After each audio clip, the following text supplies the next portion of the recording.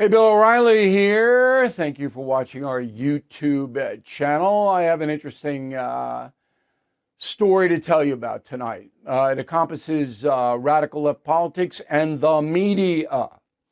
So, you've heard of the Squad, right? That's Ocasio-Cortez, Ilhan Omar, probably saying her first name wrong. She's from Minnesota. And a whole bunch of others. Cori Bush in Missouri. And there's a bunch of them. These are radical left people. All women, interestingly enough, the Squad. Nancy Pelosi hates them because they wouldn't go along with her. She was too moderate for them. Anyway, when you book someone from the Squad, if you're a media person, you know you're going to get a bomb thrower. Okay, it's like if you book Steve Bannon on the right, you know, Steve's going to come in and espouse conservative causes, right? Now, when you interview ideologues, right or left, the only way to do it in a fair manner is to challenge them. Devil's advocate, they call it. That's a cliche. Because you're bringing in somebody with a pronounced point of view. You want to see how much knowledge they have about the subject and if their ideology has any logic to it at all. So you got to challenge it. It's the opposite of an informational interview where you're getting somebody on television who has a lot of knowledge and you're imparting that knowledge. An ideological or political interview is trying to sell a policy based on a belief system. It's not informational. Okay, so Margaret Brennan runs Face the Nation on CBS Sunday morning show. She brings in Omar from Minnesota to talk about Trump's vision to rebuild Gaza.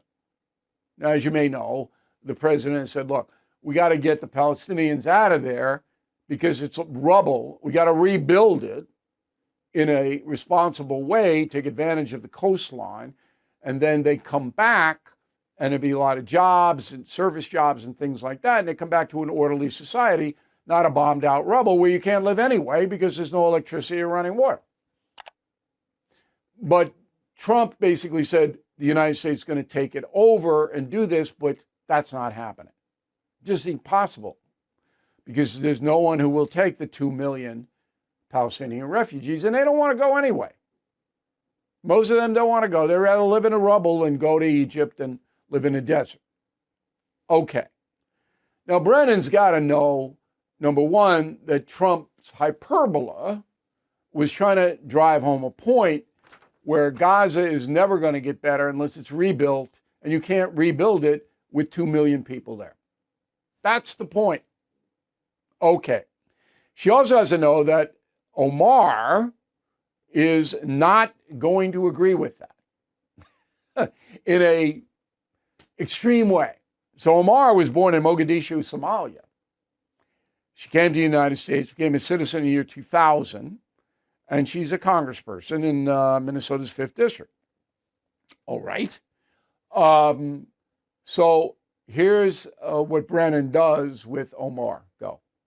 The president said Palestinians would be permanently removed. How do you think this is heard and understood around the world? Well, that's just plain out ethnic cleansing and genocide. That's what he's talking about. The Palestinian people will remain in Gaza. There is no support around the world for the ludicrous suggestion that he is making. Well, he's saying give them a choice to leave, open the gates. Yeah, I'm pretty sure most of the people in Gaza would love to remain in their homeland and be where they're born. Yeah, with no running water, no electricity, and bullets flying all over the place. Yeah, let's go there. We think that's good. You want to go back to Mogadishu, Congresswoman? How about you? You want to go back? Live down there in Somalia again? Of course you wouldn't. So, Brennan says that permanently removed, that's out of context.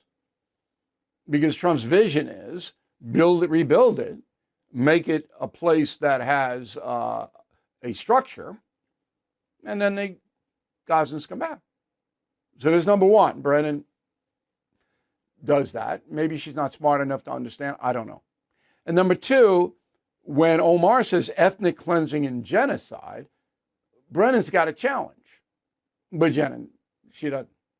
She knew that Omar is going to say that, because when you do a television interview, and I've done 50,000 of them, 100,000 maybe over my 50-year career, you know what the opposing point of view is going to be. And Omar has said this before.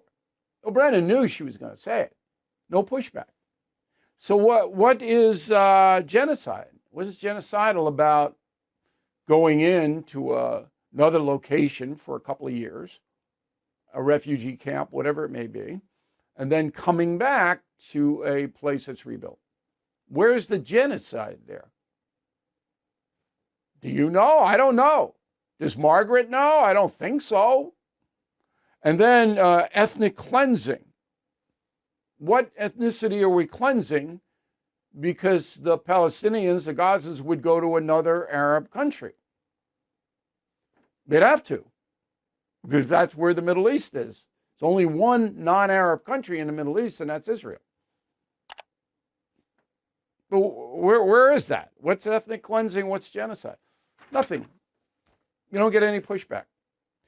Now, I'm not in business I don't ever met Margaret Brennan. I don't know anything about her, and I admire her success, because I know how hard it is to build yourself up to a national television program. But I'm a little confused here. I'm not trying to bash Ms. Brennan. I'm trying to understand Ms. Brennan. So what was your intent here? To allow Omar to say insane things? That's what your intent was? Are you running Face the Nation to bring crazy people on and let them say anything they want to say, and then you go to a break? Is that the new primer for Face the Nation? Let's get crazy people on. Let's say irresponsible things are not challenged. Is that what we're doing? What are we doing, Margaret? What are we doing?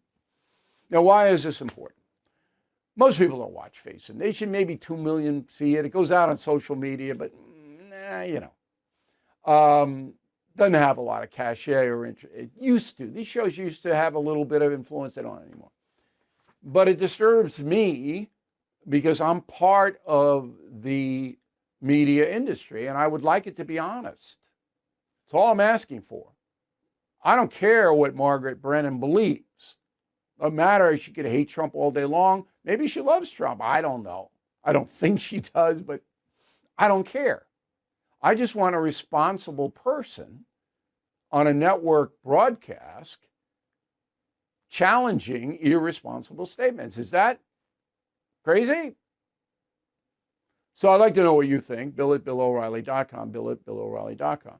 But I don't want this to be perceived as a hatchet job against Margaret Brennan. Margaret's invited on my program anytime she wants. BillO'Reilly.com, as you know, we get TV, we got radio, we got everything. Columns, you name it. I'd love to talk to her. She'd never in a million years come on. Never. Because she knows. But boy, would I love to interview her. I might next week bring Bernie Goldberg in, and because he's an old CBS hand. I think I'll do that. Maybe Monday, a week. That would be like, 10th, 17th. Anyway, summing up, we live in an age of confusion. Part of that is because the television media, which is still powerful, does allow stuff to happen they never should.